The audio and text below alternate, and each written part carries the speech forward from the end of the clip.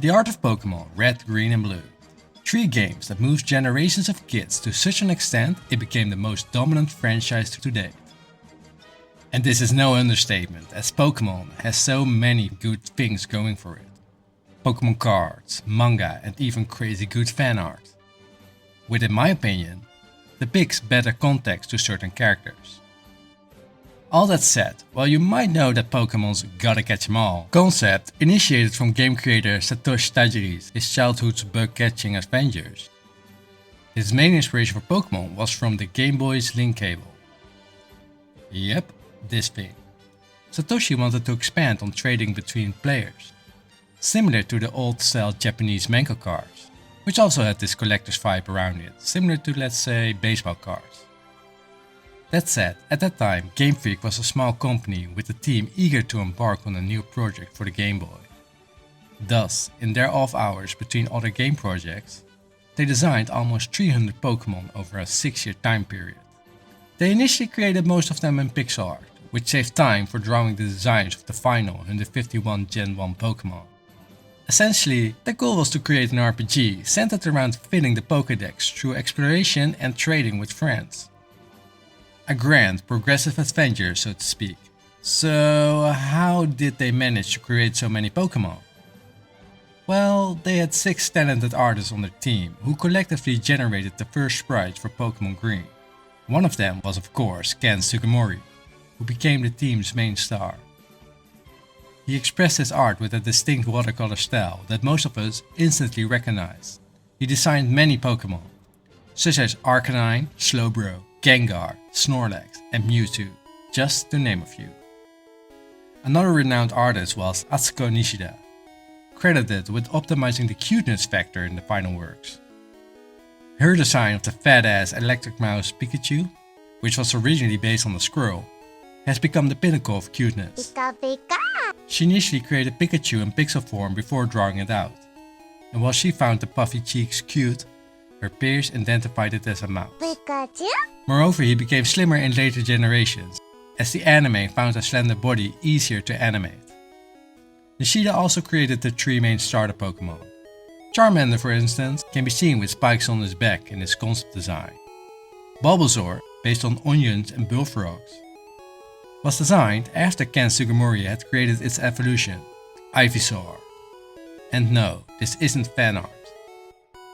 Nishida also created Squirtle's evolution line, drawing inspiration from aquatic turtles. And where's Blastoise, you ask? He was later designed by Ken Sugimori, who initially intended Blastoise for his own evolution line, starting with this little guy, Baby Blastoise. Actually, Ken noted in an interview that while the starter Pokémon were part of the initial concept, the idea of creating different elemental variations came later. This meant that before they introduced water, fire and leaf types, most of them were normal type dragons. Yes, they wanted dragons to be the central theme. Nonetheless, introducing elements halfway through the development cycle led to design choices like adding a flame to Charmander's Steel. However, the developers confessed that this new approach quickly grew quite complex. To manage this, they created a comprehensive chart to ensure the relevance of each Pokémon, resulting in a vast rock-paper-scissors chart of strengths and weaknesses. Ken also noted that although he wasn't entirely sure how the creatures would look, his peers encouraged him to attempt designing around 30 kaiju. Yes, Japanese big-ass monsters like Godzilla, a franchise he was a fan of. However, since their focus was on kids, they had to dial down the intensity. So let's delve into the design philosophy of Pokémon for a second. First off, the basic concept is that you're a mass of animals, not to crush other kids and steal their lunch money of course, but to be your companions and loving friends. This way, as a trainer, you can build your personal team with different stats and movesets, creating a unique, personalized experience for every kid on the playground. Nevertheless, to focus on the art, they needed the pocket monsters to be memorable from the get-go. This is where Ken's design principle comes into play. Start with a Pokémon featuring cool aspects, and then abstract some parts to make them less cool. Or begin with a cute looking Pokémon and then make him slightly less cute. Do you grasp the idea?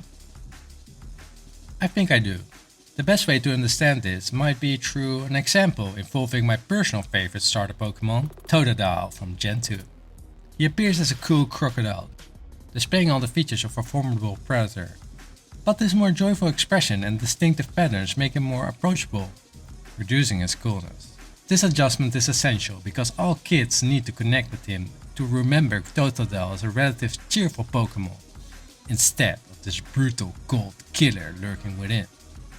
Moreover, they recognize that each Pokémon required a unique visual appeal to be distinguishable and stand out. Ken Sugimori emphasized that without a distinct opposite element in the design, a Pokémon could easily become generic. Much like Godzilla 98. Okay, the last part was a playful addition. But the point is, you don't need a PhD in Pokémon to memorize at least 100 by yourself, which is quite impressive. Now, do all Pokémon undergo this type of creative process? Well, yes, in the first generations they did.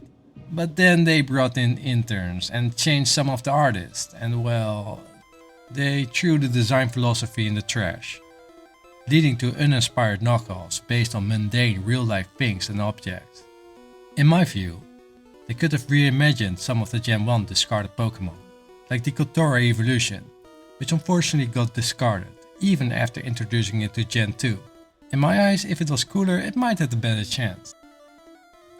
Opinions aside, with nearly 300 of them, many already had sprite art in play, so it wasn't like they would be starting from scratch. That being said, there are of course Pokémon that did manage to see the light of day. Okay, switching topics for a moment. How exactly did Pikachu become the face of the franchise?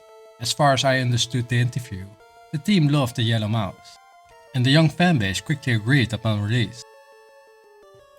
Initially the team made the more common and familiar animal designs, as well as bugs, more accessible to catch in-game, deliberately making Pikachu less probable counter, while game designer Satoshi mentioned that this was primarily due to his personal obsession with not making Pikachu easily available to just anyone. Ken Sugimori noted that this decision actually made the yellow mouse more valuable and contributed to its popularity on the playground. In fact, Pikachu was the first rare Pokémon players could encounter, creating excitement for young Japanese adventurers right from the start. Knowing this, it might not come as a surprise as the anime took a different approach than the manga. They rode on Pikachu's popularity wave by making him Ash's first Pokémon. And for American kiddos, this strategy was a well-calculated success as they used the anime to build anticipation before the game's release. This approach proved so effective that when Pokémon launched in '98 in the West, the dominant PS1 and N64 graphics couldn't overshadow it, which is pretty awesome if you think about it. Returning to the art, Pokémon Red and Green were already released in Japan in '96, so they already had a considerable arsenal of pixel art. However, to appeal more to the Western audience, they introduced updated sprites and opted for a red and blue cartridge combo. The development team noted that the projection of the sprites depended more on the pixel artist's interpretation of the Pokémon, allowing for more personal identity to be added to the designs. It was highlighted that the artists enjoyed the appeal of 2D Pokémon more than their 3D counterparts, as the former allows for more personality to shine through, unlike the more rigid 3D models. With all that said, there are plenty of intriguing facts about Pokémon designs and inspirations that are beyond the scope of this video. However, here are a few tidbits. Meowth is based on a Japanese proverb about a cat who remains oblivious to a coin on its head, symbolizing its failure to appreciate its value. Raichu initially had another evolution called Gorochu, but this design was scrapped due to memory constraints. This also applied to many startup evolutions, such as Miko, the pre-evolution of Vulpix. Other worth mentions are that in '96 there was a Pokémon Artbook released, mainly focused on developers' interviews.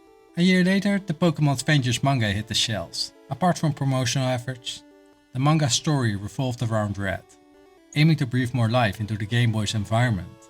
In other words, the manga aimed to showcase the habitats of the Pokémon and enhance the overall appeal to inspire both new and existing players.